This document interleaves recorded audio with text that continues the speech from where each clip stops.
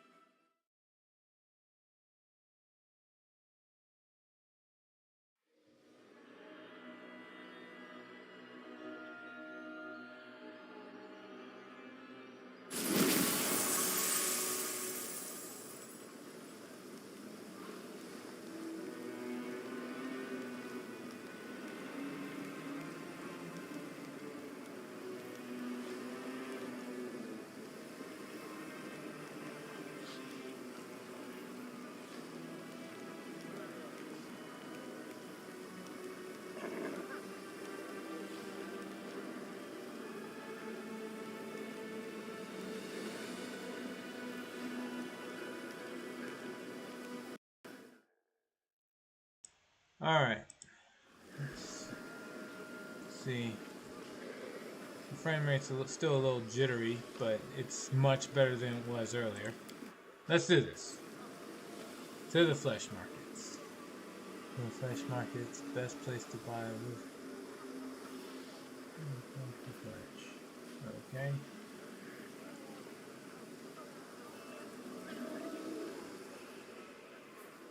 Hepzamira.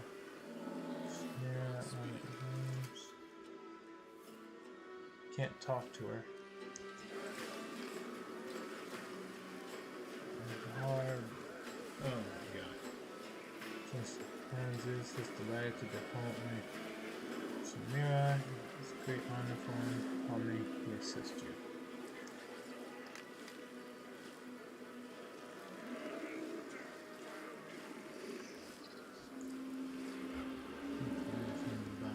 Slaves, the best slaves.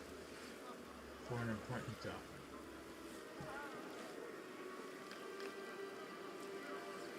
Allow me to present this fine specimen. Extraordinarily belligerent, destructive, and vicious slave.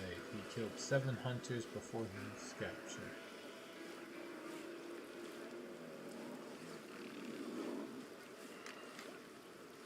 Shut your mouth, meatball. Your breath stinks. Don't need gladiators or bodyguards. I'm looking for a pack of strong demons. Ones who are not very bright and can obey orders.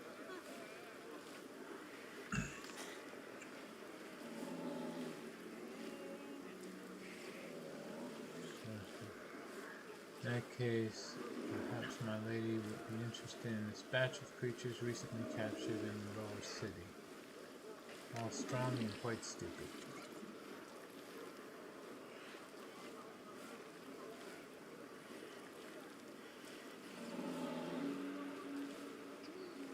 Samira, what do you want with these puny creatures?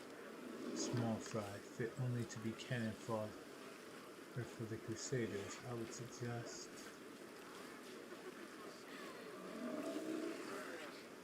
they seem fine to me. Finish the preparations and send them to the harem of ardent dreams and be quick about it.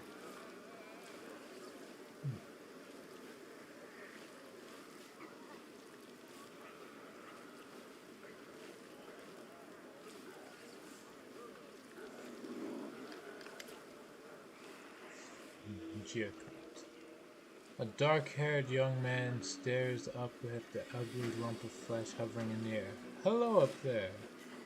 I am blinded by your beauty. Please descend to this humble mortal and grant me the honor of a date with you. He's a very dangerous demon. You shouldn't mess with him. The young man smiles and raises a finger to his lips. Don't worry, he whispers. I know what I'm doing. The demon gives an indignant snort and begins to gurgle angrily. His tiefling slave translates. Master Sarzakis says you have 10 seconds to get out of his sight, or he'll command his lackeys to gouge out your eyes. Alright, I can take a hint. I'm leaving. The young man backs away and jots something down in his notebook. Done. Excellent source material. Now I'll go have a drink or two in the tavern and get to work. Fearless flirt. Why is this young man relentlessly seeking? Why is this young man relentlessly seeking out dates with the ugliest of Elusionaira's denizens? It would be interesting to find him in a tavern and ask him about it.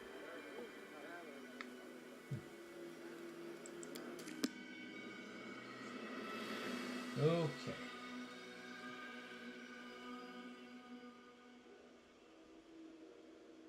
Let's see here.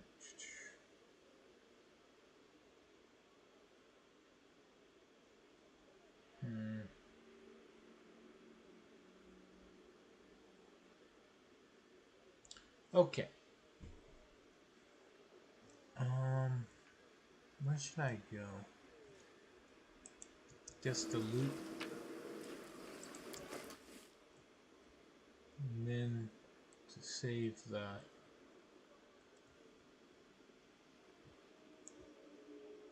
Save some slave. Suture. I can save suture later.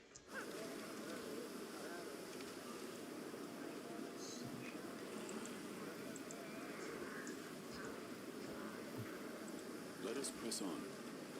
Save 3. Arax and the Yampa slave trader.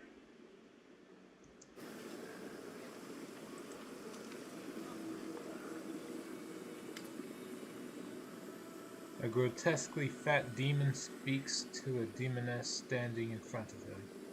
His voice irritated yet slightly sycophantic. If you want to get these sweet Azamars for the 10,000 delights, cough up 50,000. Just look at how delicious they are. These girls haven't yet been whipped.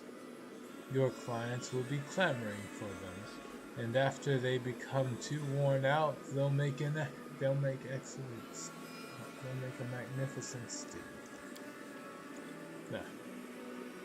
You may have played your little games with that insolent bitch Chivaro, but that won't work on me. Ever since I took over her turf, customers have been lining up. I can do quite well even without these Azamars of yours if I must. So I'm going to give you 30,000 and you're going to accept and say thank you, most esteemed Herax, for forgiving me my pathetic attempt to play you for a fool. The Azamar slaves standing nearby try to avoid looking at the angry demoness. Even in their miserable position, they retain the mark of inner purity and nobility inherent to their kind. Puffing himself up, the fat demon answers abruptly and angrily, 50,000 for these delightful innocent creatures your shabby and worn-out demonesses can't hope to compete with. That is my final offer. May Lamashtu swallow you, you ugly bucket of rot. The disgustingly fleshy demon greets you with a wave, his arm encased in roll after roll of fat. Allow me to present my living wares, the finest household slaves, to serve you and entertain your body and spirits, and they can satiate even the most exquisite cravings. The demon accompanies his last claim with voluptuous lip-smacking, looking pleased. What were you arguing about with that demoness?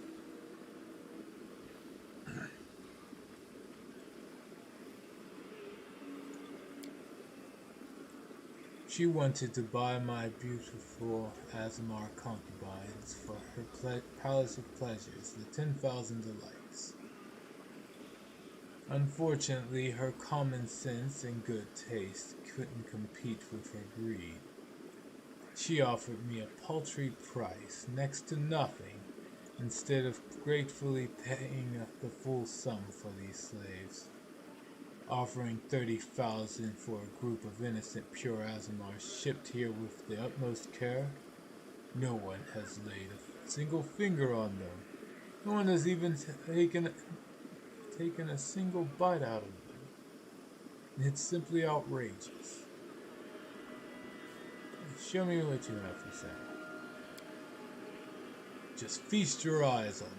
The most exquisite pleasure slaves raised in comfort and luxury at your service. They are well-trained, neat, docile, and stand ready to become ideal servants for your manor.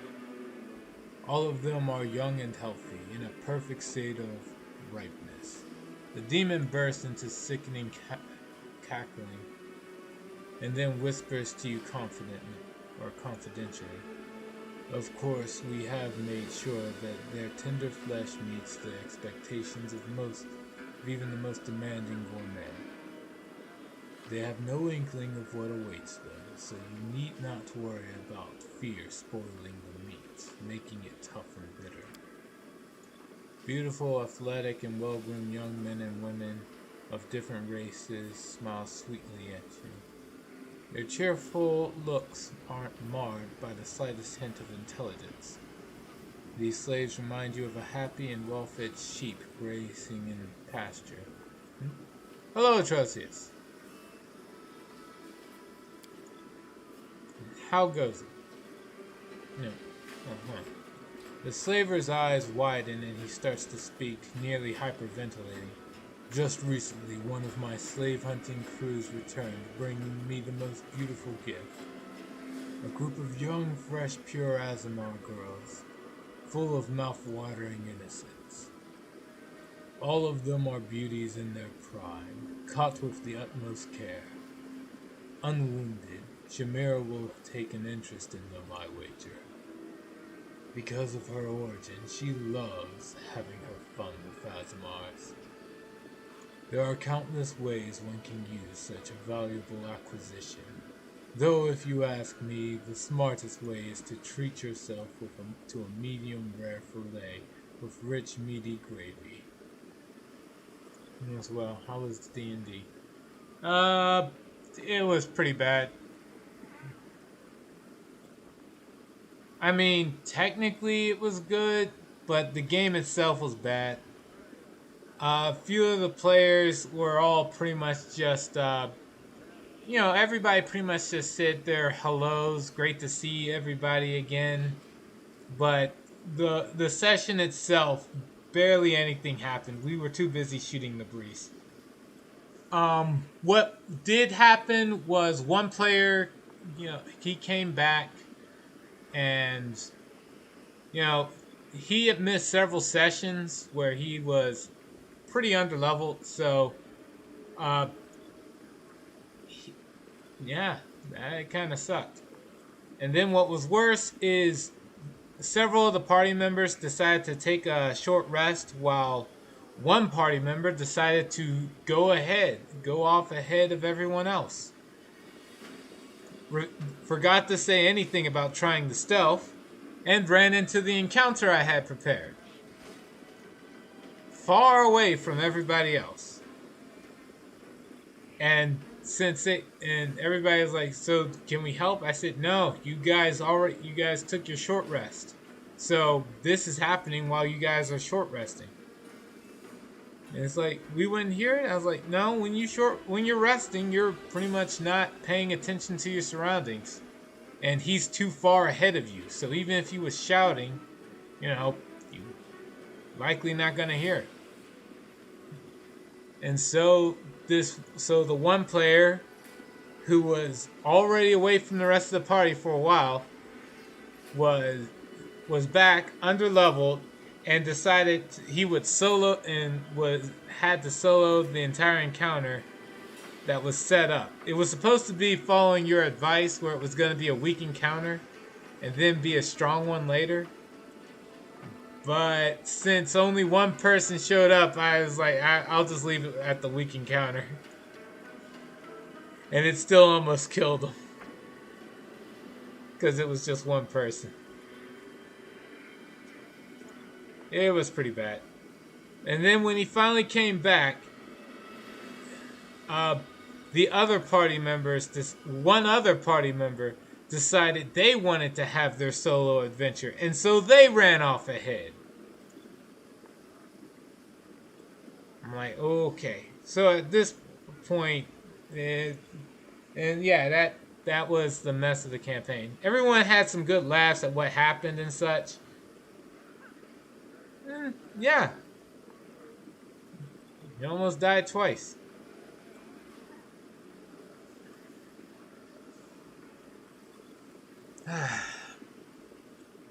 Oh yeah. Let's see. The Aasimar women look pale and scared, but even in captivity they manage to retain their dignity and refuse to let the demons savor their fear. As Dayunk continues his nauseating commentary, they raise their chins higher and do their best to maintain cold, detached expressions.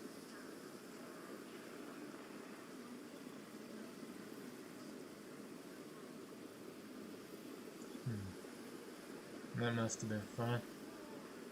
For the most part. The most fun was the part where everyone wanted to, harvest the green dragon they killed for magic items, and so they rolled, and so I said, "Sure, what are you trying to make?" And they said they want to use the blood of the dragon for the ink for magic tattoos. And I said, "Oh, you know what? It's an adult green dragon. Sure."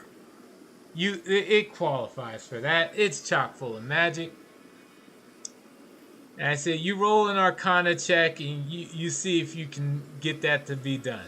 And of course, the player rolled a nat 20. Then someone else said they wanted the same, and I had them roll an Arcana check, and they rolled a nat 20. And of course, everybody was so hyped. I said, all right, fine, you can do that. And they said, okay, so what magic tattoos can we make? I said, you guys rolled back-to-back natural 20s. You can make whatever tattoos you want. So the players, excited, went through the books and looked at all the different tattoos that were in the game or was in the book available. And one wanted to use the legendary tattoo. The rarity of it was legendary.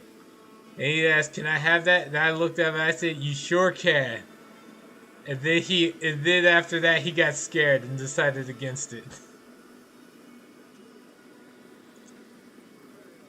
To which everybody who decided to get their tattoos, I pointed out how much the tattoos would cover their body, and whatever tattoo they got, the tattoo had to be exposed and visible for them to gain the benefits of. So one person said they'll just have a tattoo across their face. Another one said they'll have tattoos on their arms. Another one said they'll just have a tattoo on one arm. And so it goes. After that, I told them, okay, congratulations, you got your tattoos. Roll 15d6. And that's, well, for two players who said they just wanted a tattoo that covered one limb, I said roll 15d6. For the players that said they wanted it on two arms, I said roll 30d6. And that's how much poison damage they took. Because they forgot the simple fact that they took the blood of a poison green dragon and decided, let's shove it into our veins. What could possibly go wrong? And so I had it set up where for the next week, at the start of the day, they'll take 15 to 30 d6 of poison damage for the tattoos they got.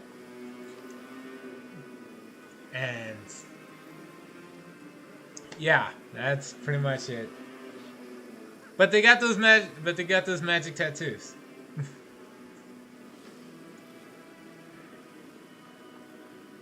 And the worst part is, because they were trying to be greedy with it, I also pointed out that the big bad they were chasing down was going to pull off their plans within.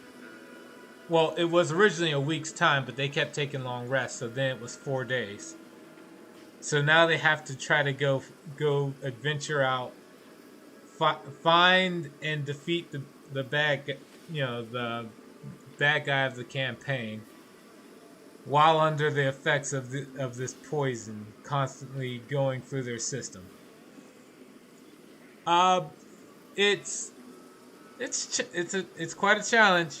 I'm honestly expecting them to just let the bad guy win because they consider it too hard, so I can have the doomsday scenario play out and then just say the campaign's over.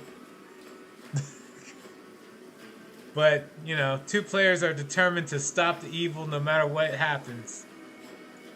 And they are really eager to cause themselves a lot of harm by being really greedy.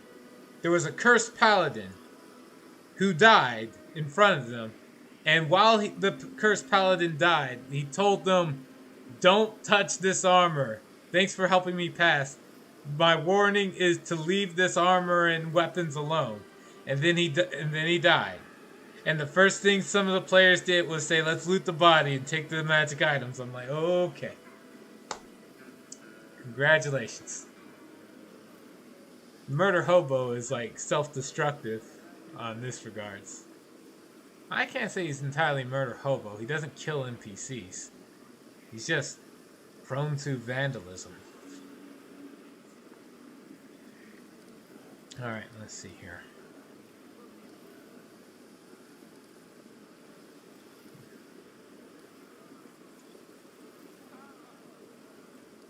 Who are you? I am Dayank, the slave trader.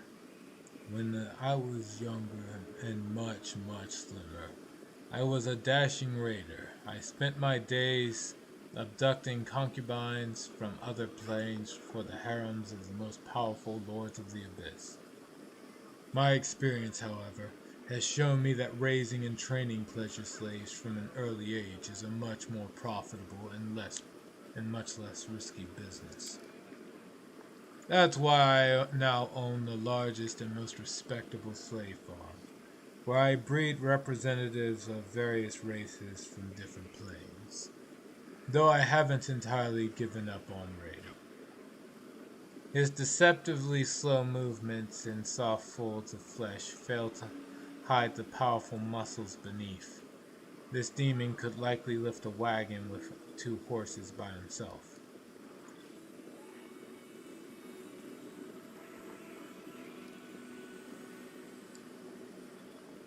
I'll buy that. I'll buy that as my slaves.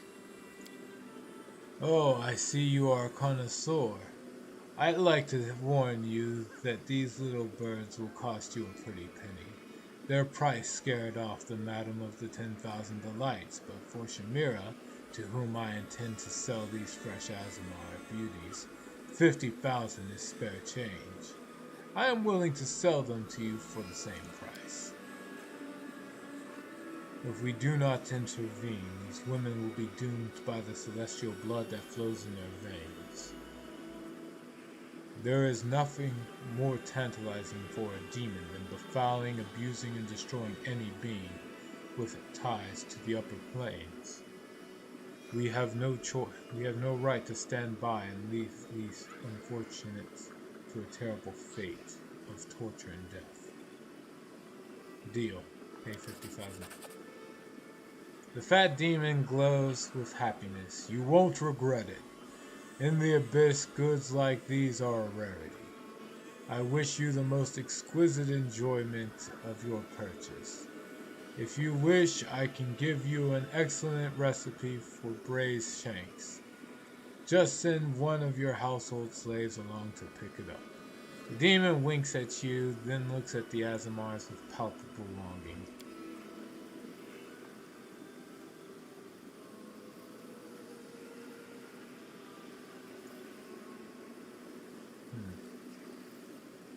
The slaves stare at you with a mixture of hope and fear in their eyes. Their faces drain of color as they wait for you to seal their fate.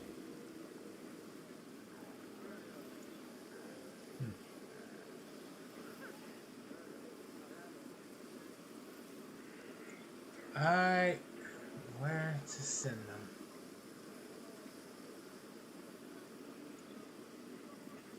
Let's see.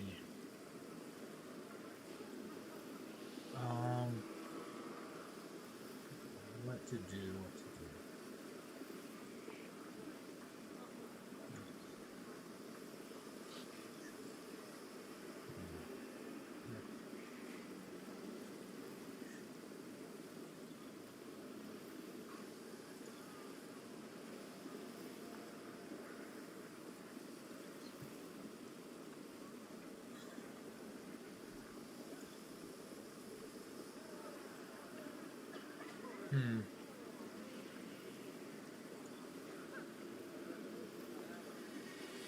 Where do I go?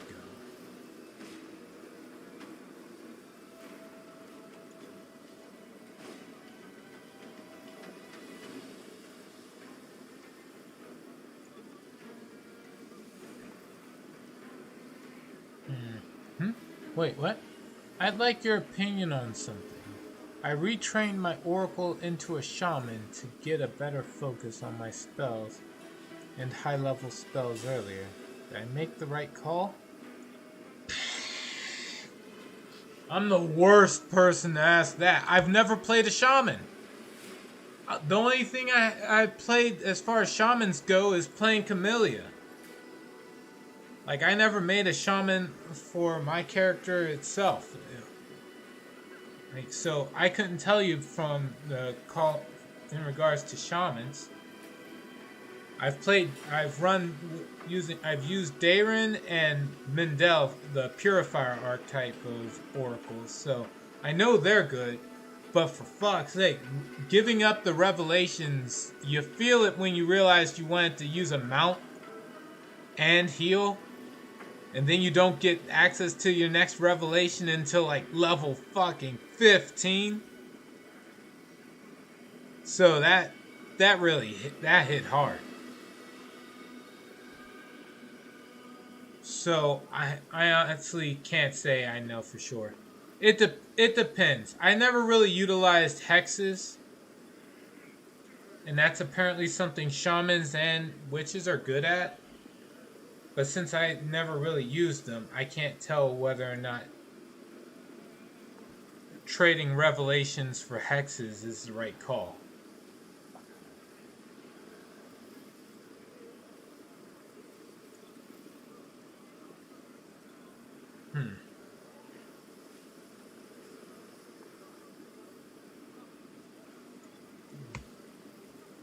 You essentially traded a prepared caster for a spontaneous caster for a prepared caster.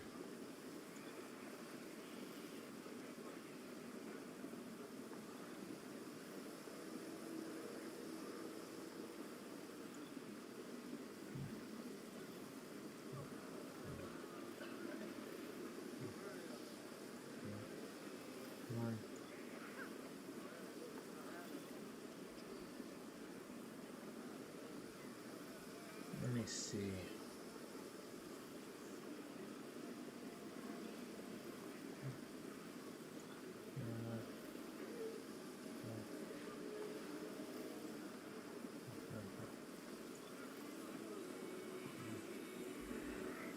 Let's see.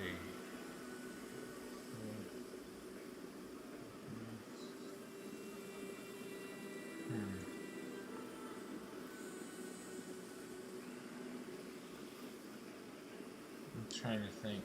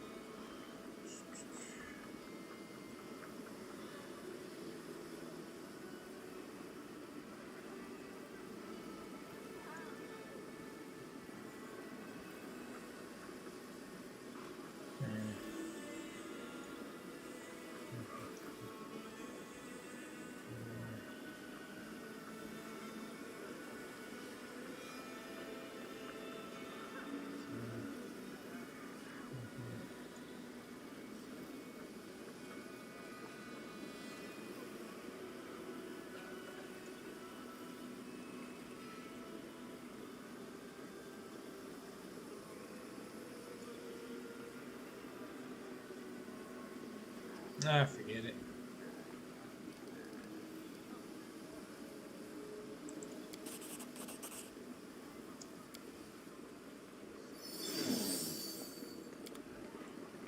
You know what? Hold on. Screw this. I'm not entertaining this. I'm not letting the guy walk away with 50,000 gold. It's not worth it. I'm just gonna kill the damn slave and call it a day.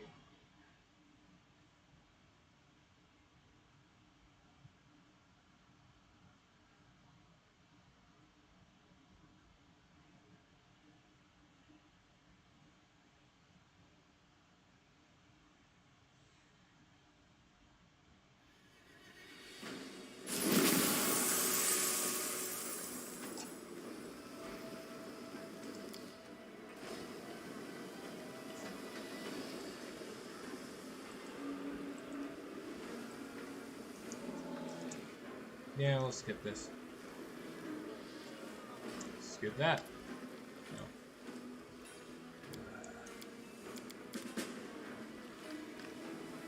Godspeed. Alright.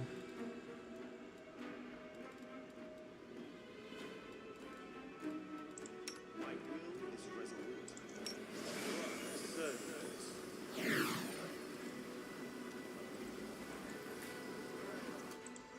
Oh, Adayana.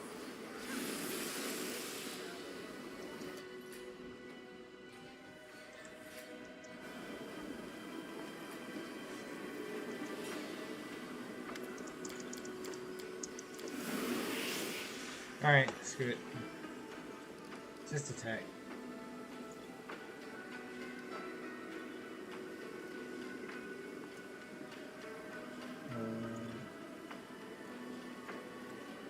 Yeah, it's time for you to die, you fat sack of shit.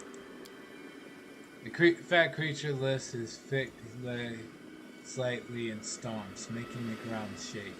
Then the demon starts moving in a surprisingly nimble and flexible manner, his fat folds moving fluidly in ripples of skin and flesh. A trainer's work is never done. I'll make a fine slave out of you. They will break against our resolve.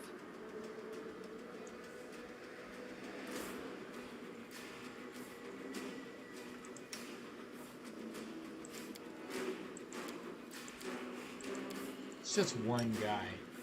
Oh, hold on, before that. Cast Creeping Demon. I always forget to cast this.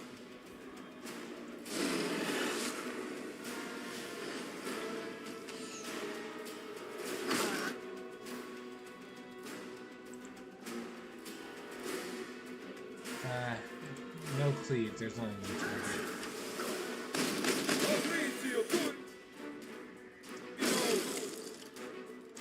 Alright, with that there, just cast Bolt of Justice.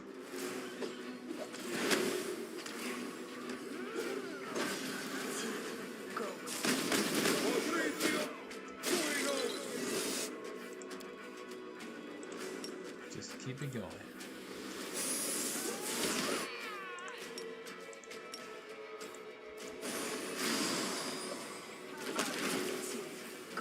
There we go.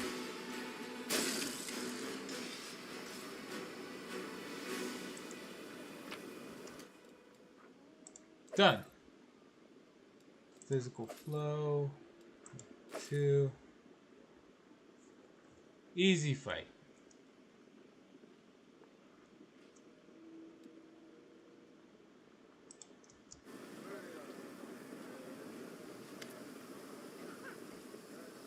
The Asmars no longer look broken. Hope has brought the pale glow of heavenly fire to their eyes. One of the women clutches a hairpin that by some miracle went unnoticed by the guards, resembling a gleaming stiletto. It ends in a rather vicious-looking point.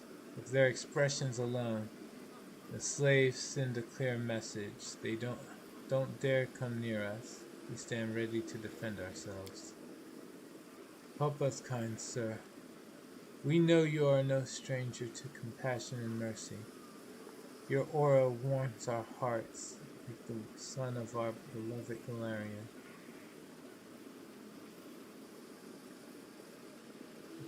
What is this aura that you sense? We don't know, we just sense it. We are no sorceresses. We are guided by our senses alone. But as soon as you appeared, we were touched by bright, clean energies, and we know you for a friend. We heard about something like this. A horrible demon, our master called him the Echo, wanted to buy us and use us to find a stranger from Galarian.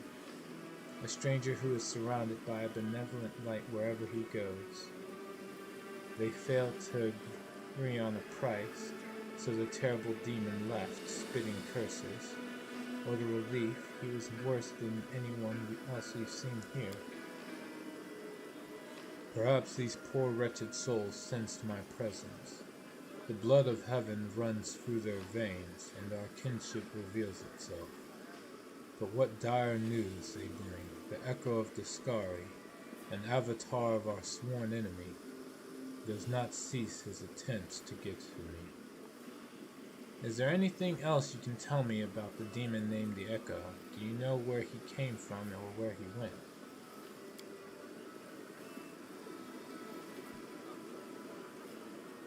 He moves around by teleportation like many other demons. He appeared out of nowhere, then he vanished again. What else? Before he left, he told our master something like, if you change your mind, come and bow to me in my home, and toss something to him. The master hid the thing among his belongings, over there. The woman indicates the direction. Alright, cool.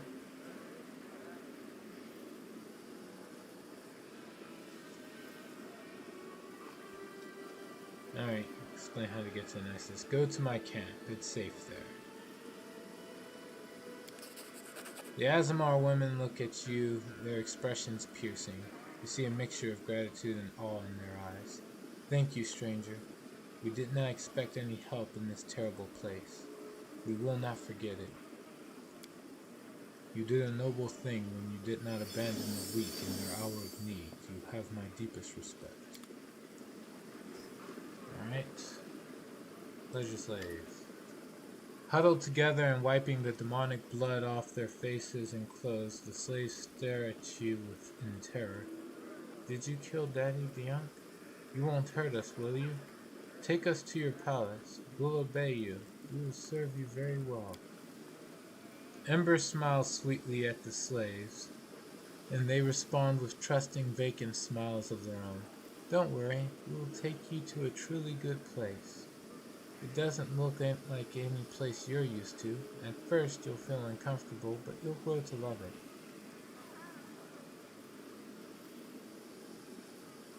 Explain how to get to the camp. You are free. I'm going to get you out of the abyss and take you somewhere normal. The slaves exchange confused glances. Save us? But why would you save us? We are very happy here. Perhaps we should return to your camp first, and then we can have some fun. You'll like it so much you'll never want to leave the abyss. These poor souls raised by demons like cattle for the slaughter. You have broken their golden chains. At first they will hate the harsh world you have delivered them into, but only because they are so naive. I, however, celebrate your compassion.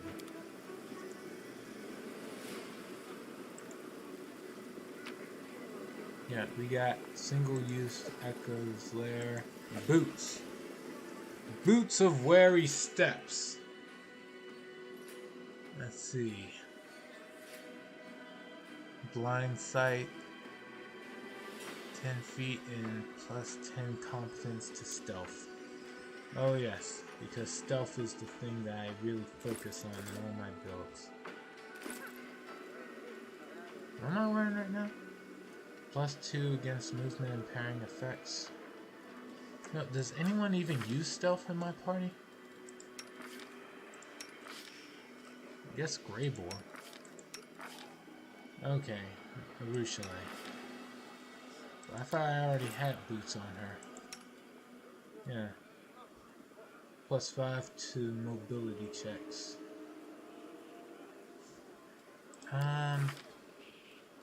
27, 30. Yeah, it's not important on her. Alright, I'll give her the other one.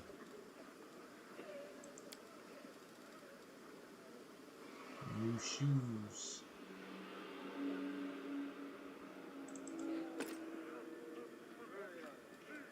Whatever.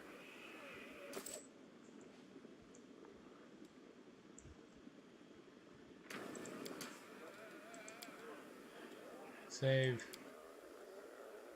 And off we go.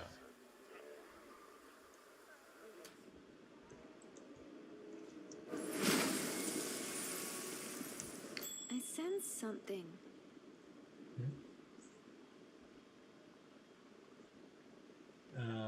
This? It's not even anything fancy, but okay.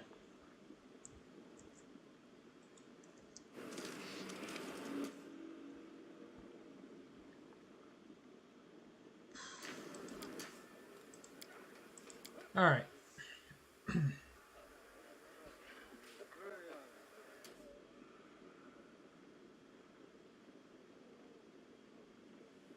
Alright, so I got 2 keys now, so I can actually, I should be able to safely go over to the Echo of Discari spot. Let's see, do I deal with the rest of these slaves? I'm probably just going to wind up killing them all.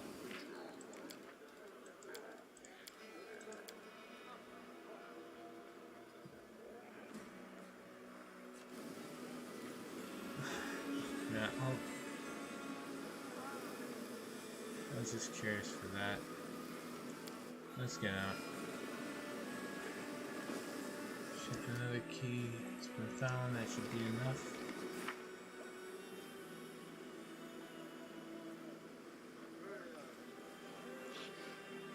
Yeah.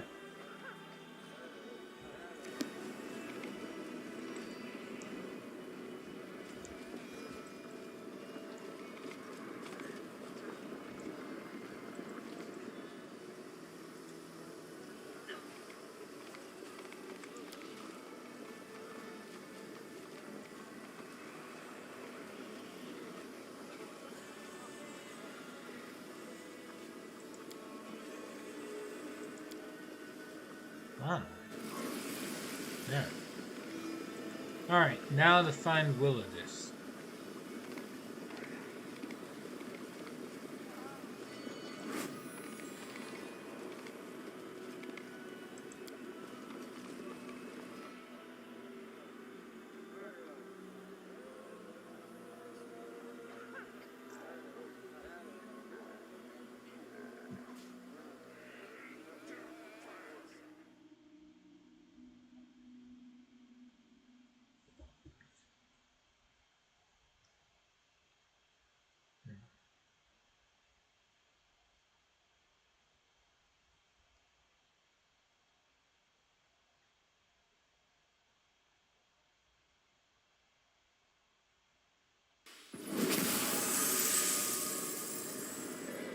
Alright. Let us press on.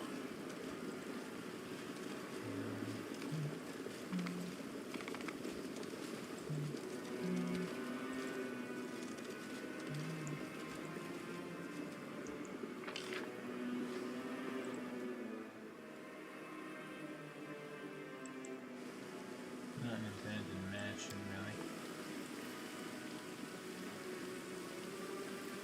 Portal. Alright, sure. Erupt. Thousands of lights. Metro City. Malchios. Portal. Alright, I guess we'll go to this portal here.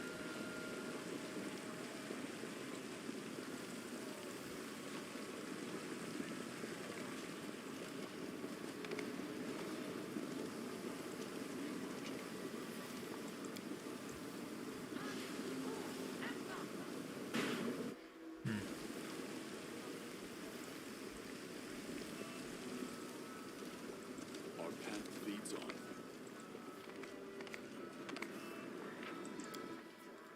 I think this is it.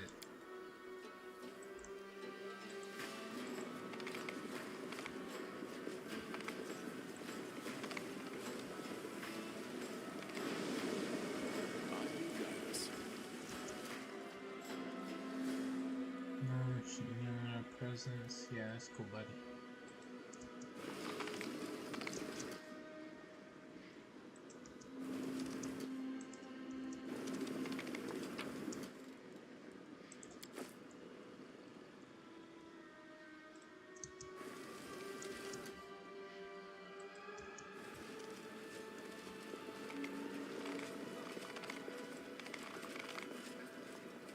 Godspeed.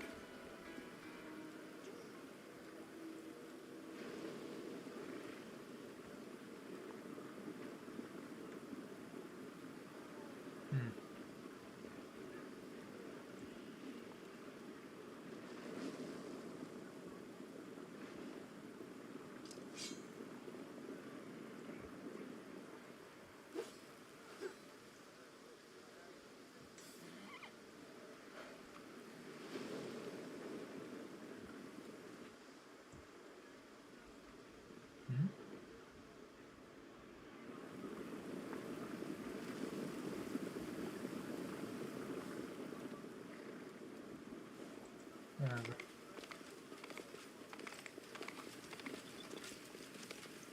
Let's see.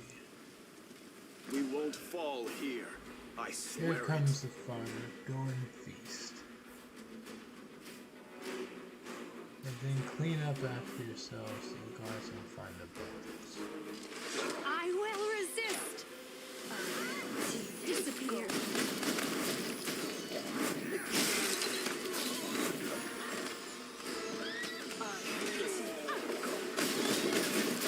Contemplate on your mistakes. Breath of life. Fighting everyone.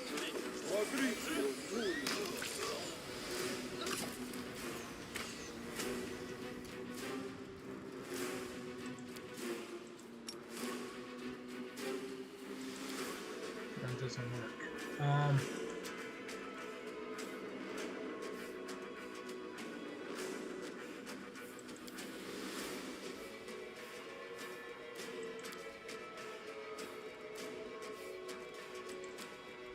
About inspiring recovery. Oh.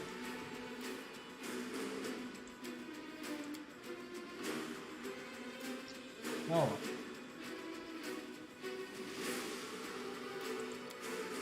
This is just down and out.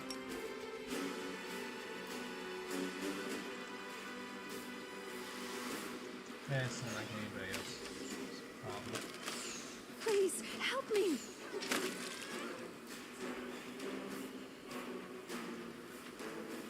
Search for the beauty in your heart, not your eyes. Patrizio Turinos!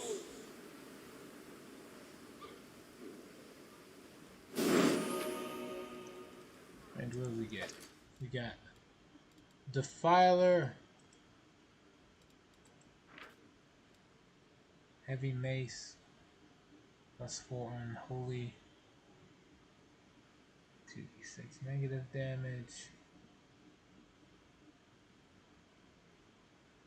increases the amount of channel negative energy to living creatures, heals undead by 2d6.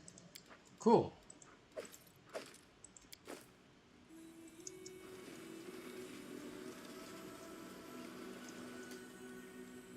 Let me help. I stand ready. Rely on me.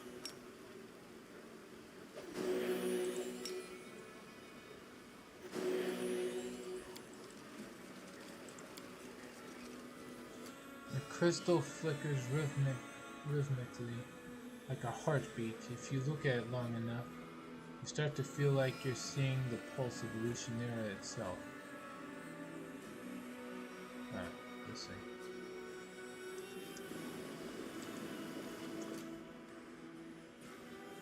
Look at House of Knowledge. This is the spot.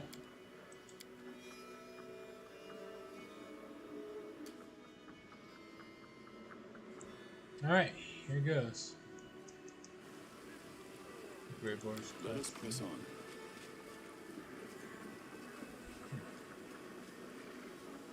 The lock is familiar. These locks are used by monster traders from Katapesh, who want to ensure their most powerful beasts stay in their cages. Can't be forced, but one delicate twist of a knife and done.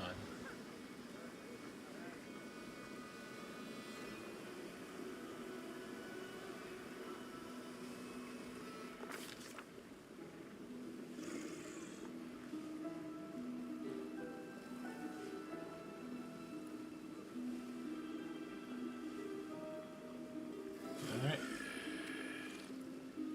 Let's see here.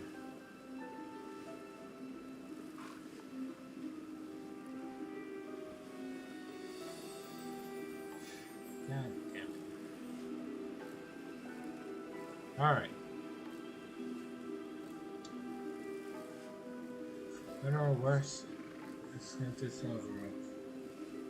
Alright. A hunt is a clash between the hunter's cunning and the shrewdness of the prey. When the prey expects a trap, the hunter's acumen is put to the test in trying to subvert such expectations. Willadus has proven he understands this fundamental principle. The commander bursts through the front door and freezes. For all the tales about the mansion supposedly becoming a citadel, no one is there to assault the unwanted guests. There are no flying arrows, no chilling battle cries, and the expensive furniture hasn't been turned into makeshift barricades. The commander and his companions carefully examine the luxurious antechamber.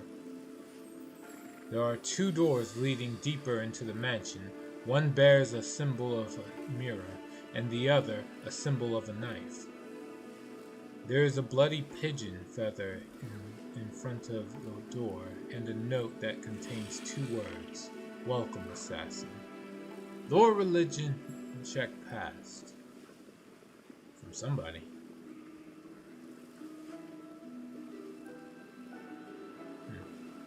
The commander recalls that the bloody feather is the symbol of Shax, the Blood Marquis. This demon lord is infamous for luring his victims into labyrinths full of deadly traps. The door slams shut loudly behind him. The commander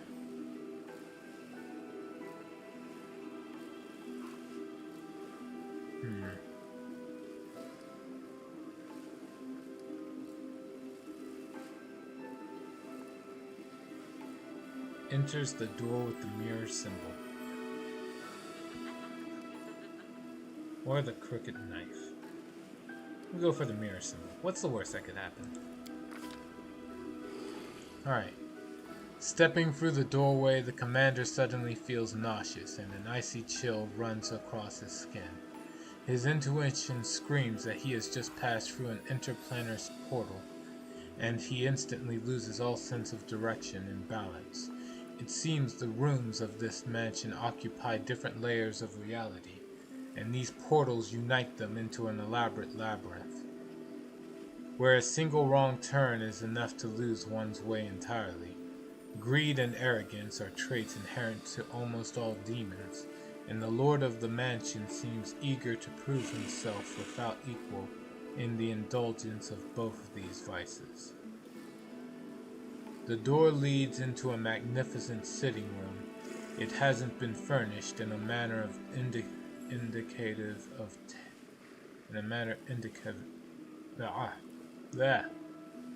It hasn't been furnished in a manner indicative of tasteful refinement. Oh, man.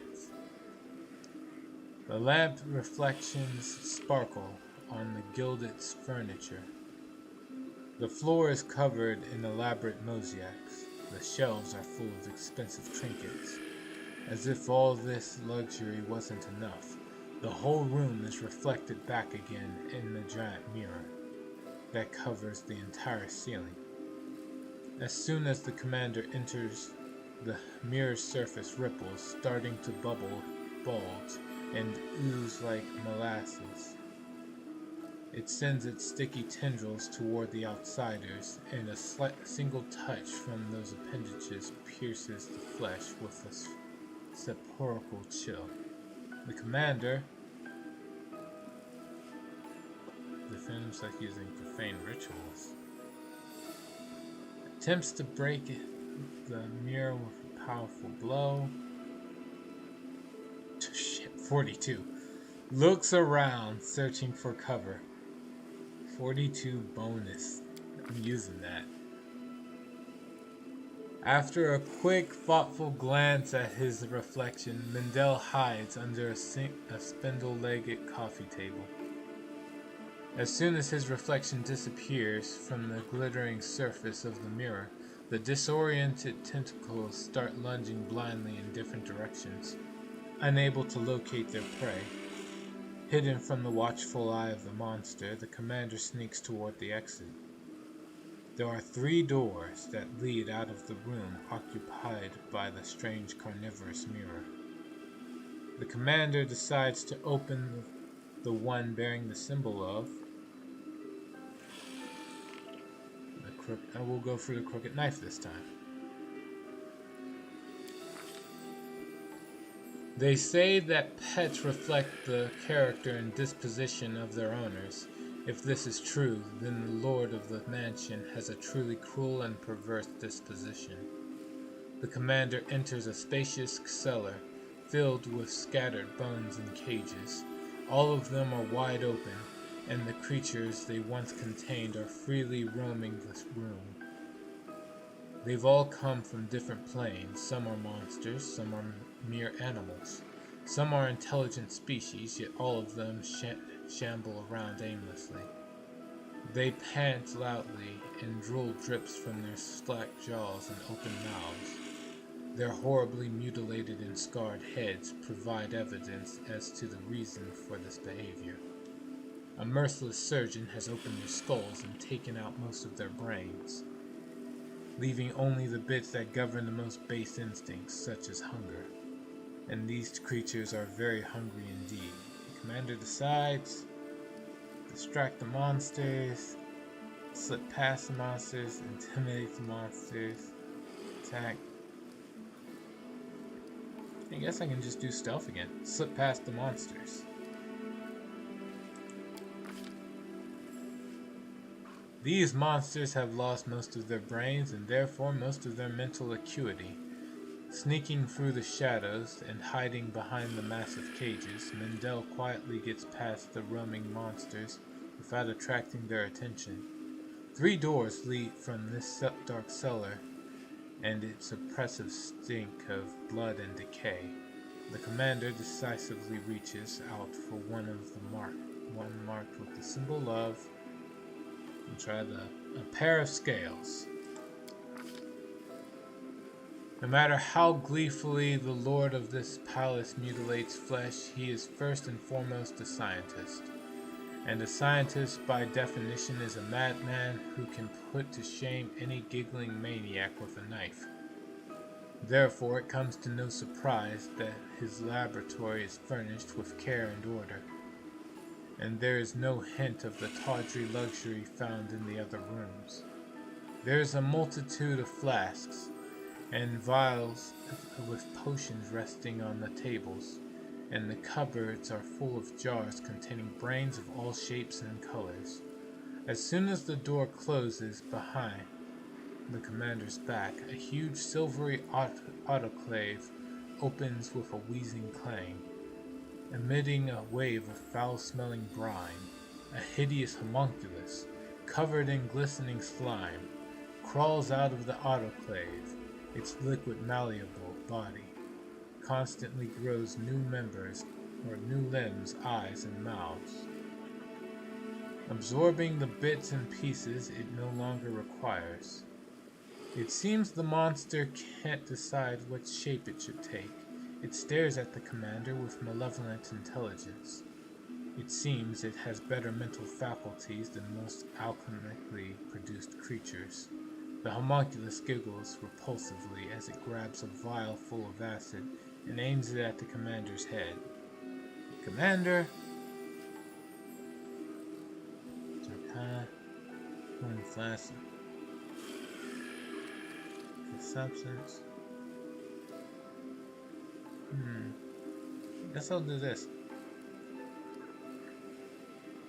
Well, no, we can use the odds of getting a natural 1 are 5%. I can take that risk, but I don't have to, so I'm not going to. We'll use mobility. Attacks the nimble monster, hoping to corner it and finish it off. The homunculus proves surprisingly agile as it scampers around the laboratory, growing more and more limbs. It's impossible to get a hold of the creature's moist, slimy skin. At long last, employing all of his cunning, Mendel traps the nimble homunculus in the corner, catches it, and wrings its fragile neck. With a gurgling sound, the monster attempts to change its shape one last time, and then it goes limp forever. The commander uses this chance to search the laboratory and manages to procure an entire satchel of useful potions and bombs. Stepping over the wreckage of expensive lab equipment and shattered glass, the commander pauses before the 3 doors and eventually chooses the one with the symbol of. Let's see, we got 3 potions of healing, potion of heroism greater, potion of disrupting weapon. A full moon. The commander enters the magnificent bedroom and ends up knee-deep in a seemingly bottomless pile of soft blankets, fuzzy rugs, plump feather beds, and other covers of all sorts and shapes. They allure the promise of sweetest dreams if only Mendel would lie down and close his eyes. It's a dangerous temptation. Anyone who allows these fluffy killers to put them to sleep won't wake up ever again. They will crawl over their victim, piling up around them, and then suffocate and smother them to death. Carving their through a feather bed with his blade, the commander sees glistening flesh, and a thick ichor oozes out from the rend in the fabric. Yet no book has ever mentioned such strange, bizarre creatures. Let's see a nature check. The commander can only guess that this is the result of a strange experiment on some predatory swarm organism that disguises itself as something harmless and then preys on those it lures close. The commander decides that the best decision would be run.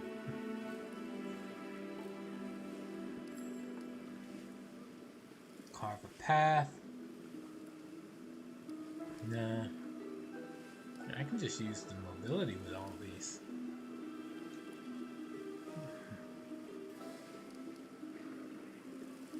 And so I will.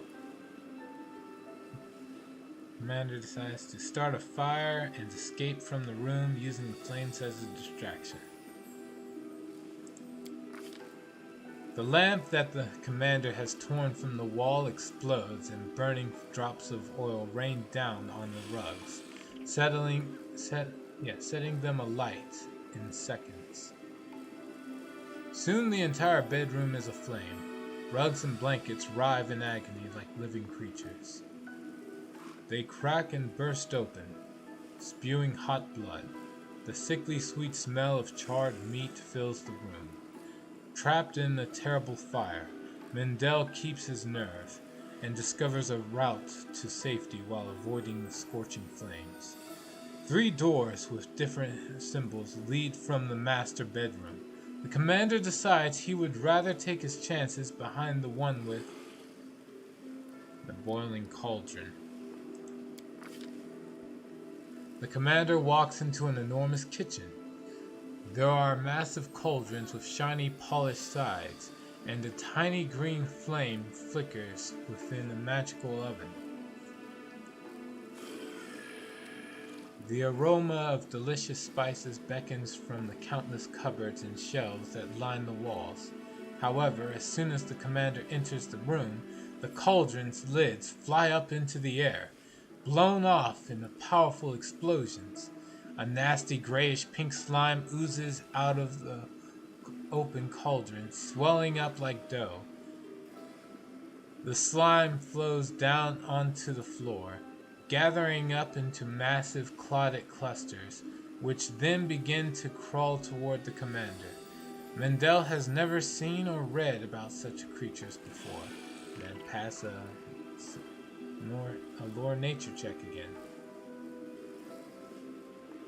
It is reasonable to suggest that this was the outcome of a complicated and perverted magical experiment. This carnivorous slime was captured in a cave, subjected to magical transformation, and fed entirely with brain tissue. Oof.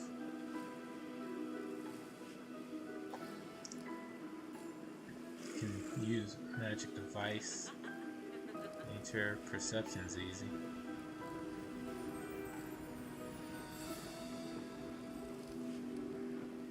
Well, we have the option. Murder hobo. Searches the room for a safe escape route. Mendel notices meat hooks on chains that are connected to a beam across the ceiling.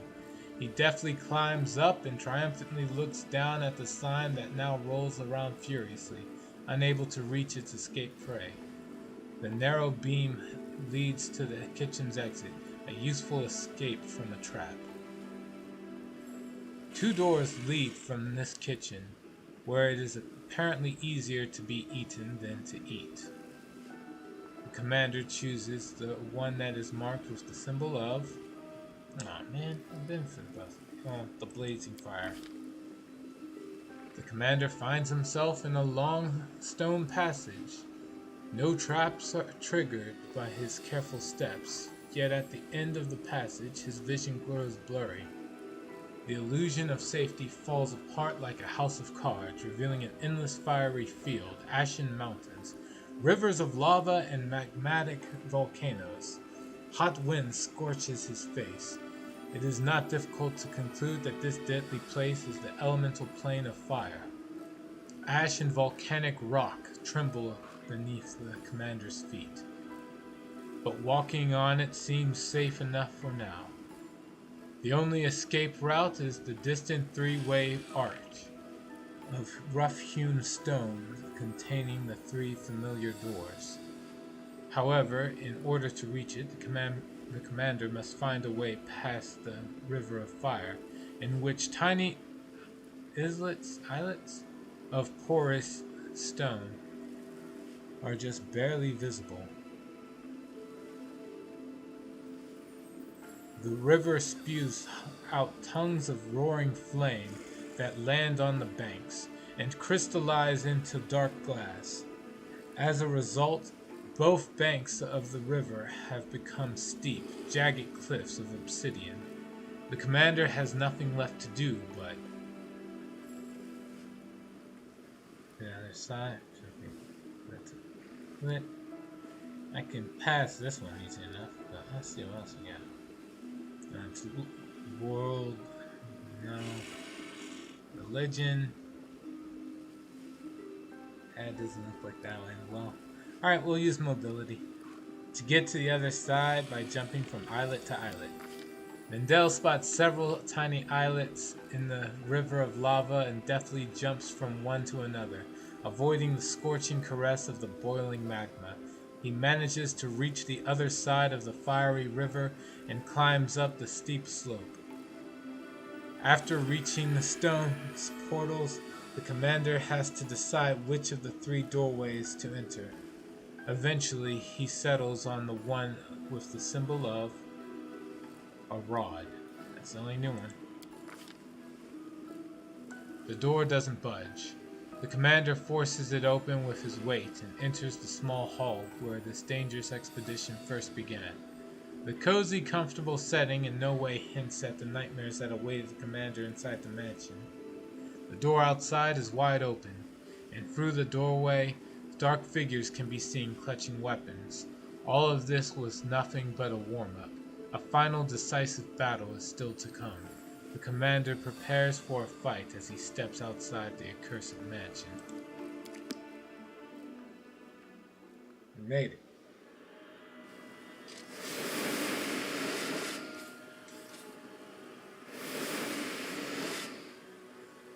The leader of this gang of demons is grotesquely disfigured even by the standards of the Abyss. A disproportionately large and bloated head rests on a tiny disformed body covered in bumps and furrows, like a shriveled walnut. What seems at first to be a mane of hair standing up on end is revealed upon closer inspection to be bone. Neat bone needles sticking out from his pale, blistered skin. Where the mouth should be, there is instead a bony plate, formed from yellowing teeth that have grown together. It protrudes out from his torn, lacerated lips.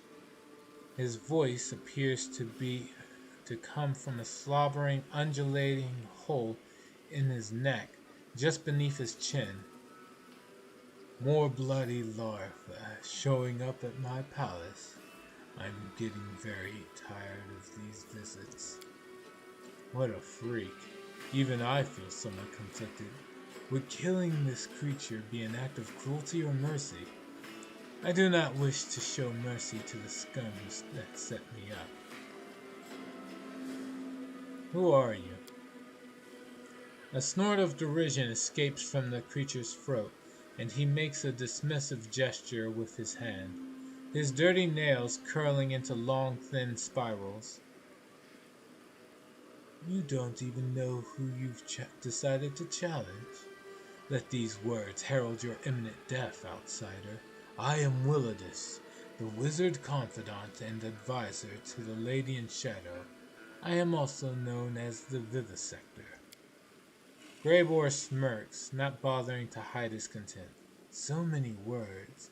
I'll simply call you a corpse, less impressive sounding, perhaps, but easy to remember. Why'd you turn your house into a trap? You know what? First things first. Yeah.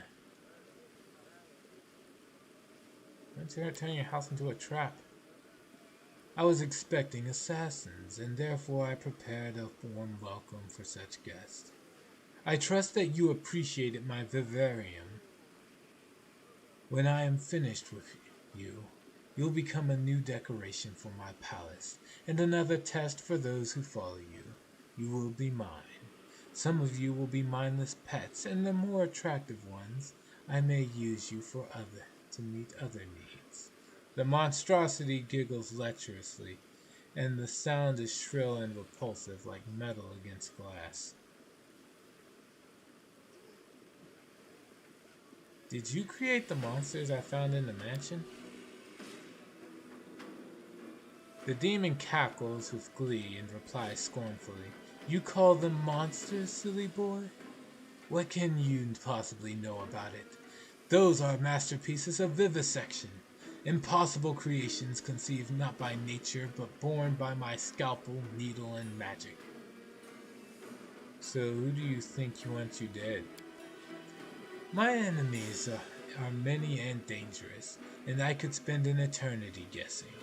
But there's no need for that. Once I've killed you, I'll soak your warm little brains in my concoctions, and read the names of my enemies like tea leaves in their wrinkled patterns. And then I'll have a lovely dinner. There is a greedy, predatory gleam in those tiny eyes buried deep within the folds of wrinkled flesh. Why did you put a hit out on Derazand and give Greybor a faulty magical weapon? The demon hisses in frustration, spittle flying from the hole in his neck. Nonsense! Why would I want that idiot dead? What possessed him to think I'm the one who put a hit out on him? And how dare you pathetic amateurs even think that a scheme of mine might possibly fail? If I truly wanted to kill Derazan, he'd be long gone. But no, I don't give a damn about anyone from that swarm of locusts. I expected such an answer. For some reason, whenever I corner these scoundrels and demand a reckoning, none of them are brave enough to own up to their crimes, and they never go quietly when I slit their throat. What do you think, Greybor?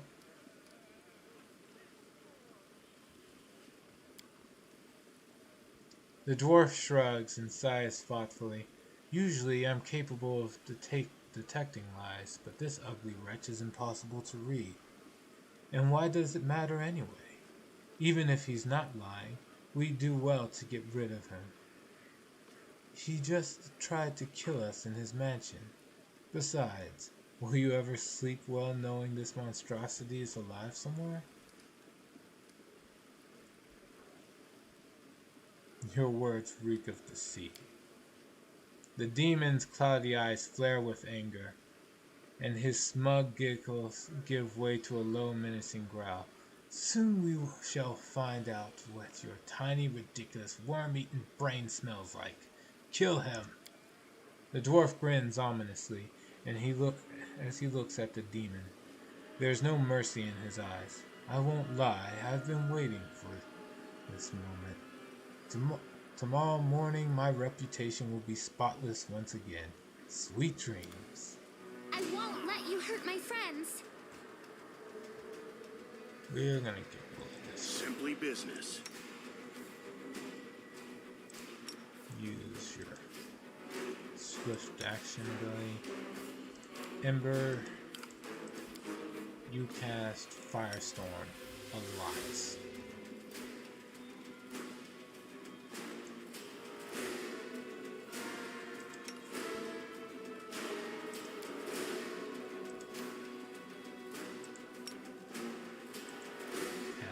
Justice. You cast. I don't know. Honestly, it's kind of useless. Chains of Light. It might work. Reflex negates.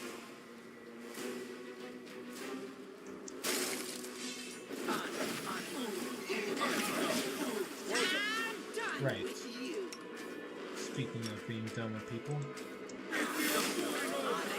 Oh, there it is.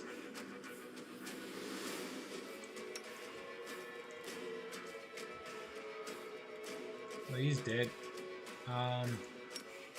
Cast another one.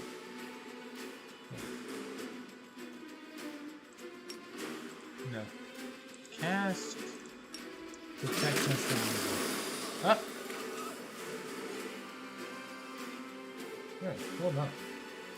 The projection is that of a tall female demon. Unlike many of her kind, she seems slimmer and less stocky in build. Upon closer examination, you realize that her thinness is caused by extreme emaciation, which makes her look like a withered tree. The skin on her neck and wrist bears the marks of shackles, and her body is covered with flaming seals of Baphomet. Lowering her eyes, the demon addresses you quietly. Allow me to congratulate you. The short work you've made of Wildis proves you are a true professional. I am Horzala, and on behalf of the Assassin's Guild, I congratulate Greybor on completing this contract. You have fulfilled the order we received for Wildis' murder, and therefore you have the right to collect the bounty, even though you are not a guild member yourself. I'm sure you also have many questions about what happened. I doubt our guild is hard to find. There is a notice board at its entrance, where the assassination contracts are posted. Who are you? I am Horzala, Baphomet's daughter. The projection looks you in the eye and adds in an aggrieved whisper, Horzala Natep-Zamira. She is my elder sister, but I doubt you are able to appreciate the true extent of my misfortune. I am also known in the Lucianera as the assistant and right hand of Yaz, the head of the Assassin's Guild. You know what happened here? I may know a thing or two, but we should discuss these matters inside the guild, not in public. Who's going to overhear us? The corpses? Why don't you come here and speak to us face to face instead of projecting an illusion? Or are you afraid we won't like your answers and will make you join Willidus? At the sight of the demon's sour expression, Greybor gives an aggressive snort.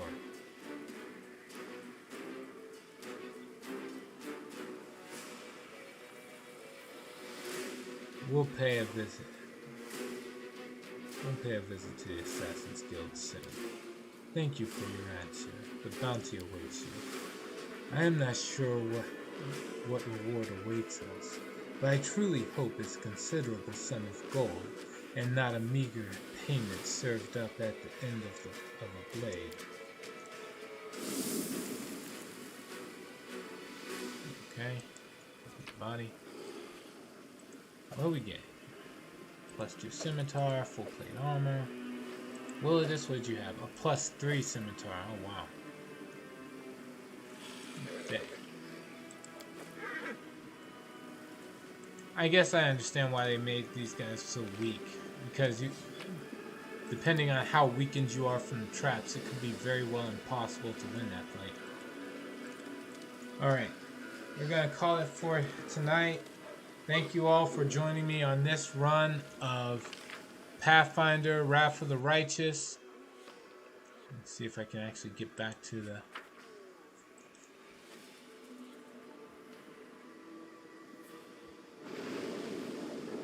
Yeah, I gotta get back to the middle city at least.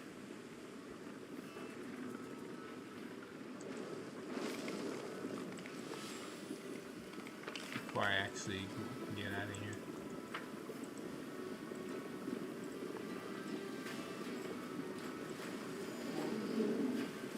Oh, right. Wasn't there a portal or something? Oh, wait. Let me just use this.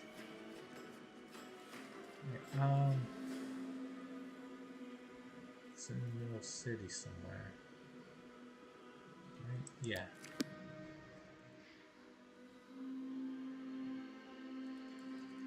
Go to the 10,000 Delights.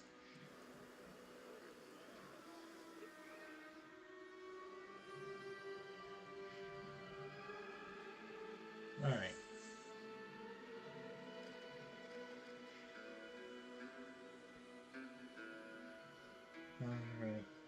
Alright. That's it for me. Let's save now. Like I said, thank you all for joining me on this round of Pathfinder Wrath of the Righteous. I will see you all hopefully tomorrow around the same time. Until then, please take care.